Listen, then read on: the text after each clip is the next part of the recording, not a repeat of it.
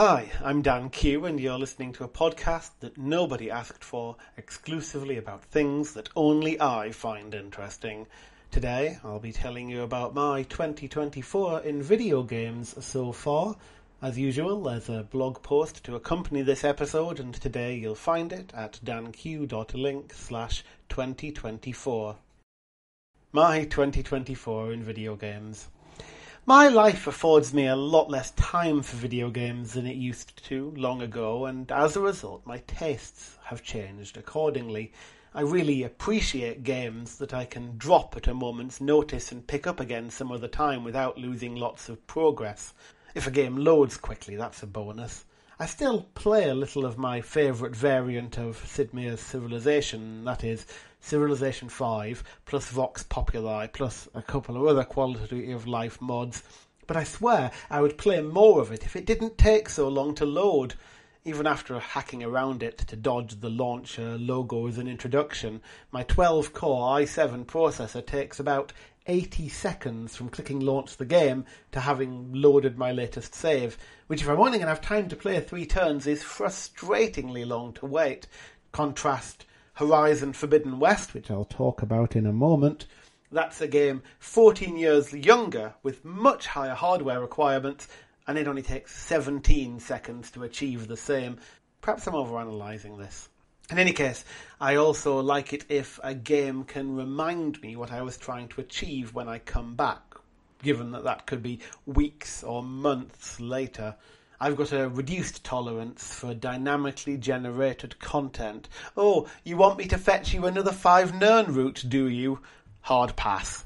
If I might only get to throw 20 hours at a game, I'd much prefer to spend that time exploring content deliberately and thoughtfully authored by a human. And, it has to be fun.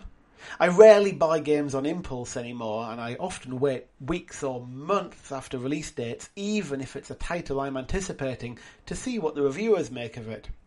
That said, I have played 3 excellent video games this year that I would like to recommend to you.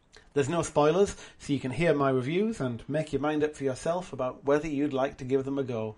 First up, Horizon Forbidden West. I loved Horizon Zero Dawn, but even if this review persuades you that you should play its sequel, Forbidden West, you really ought to play Zero Dawn first.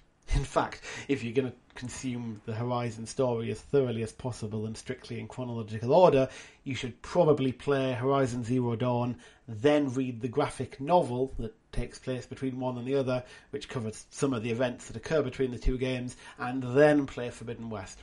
But in any case, there's a direct continuation of plot going on between Zero Dawn and Forbidden West that you'll appreciate way better if you play one than the other. Plus, Zero Dawn stands alone as a great game in its own right. Horizon as a series gives a lot to love, from a rich world and story, immersive environments, near seamless loading, excellent voice acting and a rewarding difficulty curve. But perhaps all of those are second to what a kick-ass character the protagonist is. The Horizon series tells the story of Aloy, from her childhood onwards, growing up as an outcast in a tribal society on a future Earth inhabited by robotic reimaginings of creatures that would be familiar to us today, albeit some of them extinct. Once relatively docile, a mysterious event known as the Derangement, shortly before Aloy's birth, made these machines aggressive and dangerous, leading to a hostile world in which Aloy seeks to prove herself a worthy hunter to the tribe that cast her out.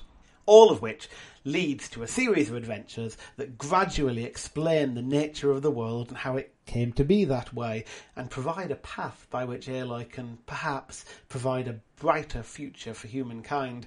It's well written, and it's clever, and you'll fight and die over and over as you learn your way around the countless permutations of weapons and tools and traps and strategies that you'll employ, but it's the kind of learning curve that's more rewarding than frustrating, and there are so many different paths to victory that when I watch my partner Ruth play it, she uses tactics that I'd never even conceived of. Horizon Forbidden West is like Zero Dawn, but more. More quests, more exploration, more machines, more characters, and more of the same story, answering questions you might have found yourself thinking during its prequel. But it's not just more of the same. It outgrows the mould of its predecessor too.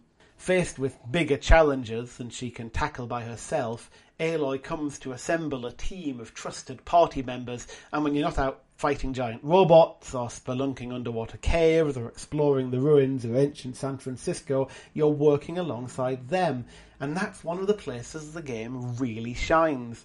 Your associates chatter to each other, grow and change, and each brings something special to the story that invites you to care for each of them as individuals. The musical score, cinematic in its scope, has been revamped too, and it shows off its ability to adapt dynamically to different situations. Face off against one of the terrifying new aquatic enemies, and you'll be treated to a nautical theme, for example. And the formulaic quests of the predecessor, get to the place, climb the thing, which were already fine, are now riddled with new quirks and complexities to keep you thinking. I love the game's commitment to demonstrating the diversity of humanity. Both speaking and background characters in Forbidden West express a rarely seen mixture of races, genders and sexualities, and the story sensitively and compassionately touches on issues of disability, neurodiversity and transgender identity. Yeah, it's more presence than representation. Hey look, it's Sappho and her friend, but it's still better than I'm used to seeing in a major video game release. The second game I wanted to recommend is Thank Goodness You're Here. And if I ever need to explain to an American colleague why that one time they visited London does not give them an understanding about what life is like in the north of England, this is the video game I'll point them at. Thank Goodness You're Here is a short, somewhat minigame-driven, absurd to the point of Monty Pythonism, wildly British comedy game, and it's a gem. It's not challenging by any stretch of the imagination, but that only serves to turn the focus even more on the weird and wonderful game world of Barnsworth, itself clearly inspired by real-world Barnsley. Playing a salesman sent to the town to meet the Lord Mayor, the player ends up stuck with nothing to do. By the way, did you ever see the alternate ending to Far Cry 4? If you did, you might appreciate a similar trick that can be used to shortcut Thank Goodness You're Here. In any case, the salesman takes on a couple of dozen odd jobs for the inhabitants of the town, meeting a mixed bag of stereotypes and tropes as they go along. Presented in a hand-drawn style that's as distinctive and bizarre as it is an expression of the effort that must have gone into it, this game's clearly a project of passion for Yorkshire-based developers Coal Supper. Yes, that's really what they call themselves. I particularly enjoyed a recurring joke in which a player will be performing some chore, like mowing grass for the park keeper or chopping spuds at the chippy, and the scene will cut to some typically inanimate objects having a conversation, flowers or potatoes, while the player's actions gradually bring them closer and closer in the background. But it's hard to pick out a very favourite part from this wonderful, crazy, self-aware slice of northern life in video game form. The third game I was going to recommend is Tactical Breach Wizards. I've got to sing the praises of Tactical Breach Wizards by Suspicious Developments. That's the same team that were behind Gunpoint and Heat Signature.